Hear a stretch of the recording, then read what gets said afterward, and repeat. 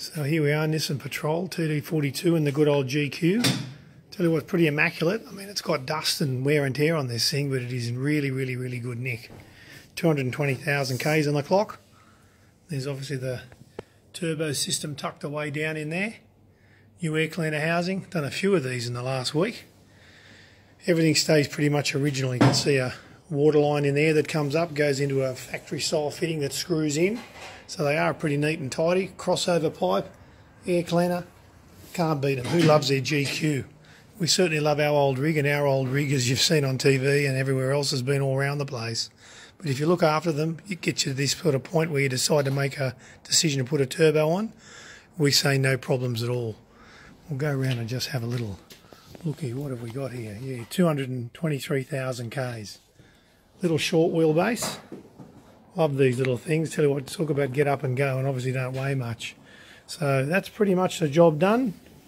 Turbocharging is all about getting air into your engine, not so much about pouring fuel in, and that's where everything comes a gutser.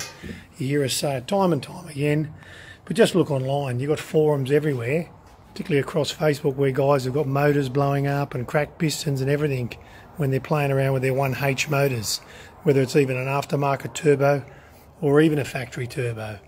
But the worst thing is when these aftermarket turbos go on, everybody turns up the fuel, winds the tail out of everything, and then of course it all goes bang. So we just don't see or hear of these troubles. But if you want to push things to the limit, just like any sports car, you risk things going wrong.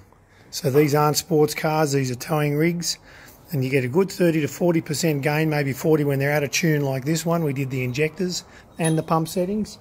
And when they're in really good nick, about a 30-35% gain.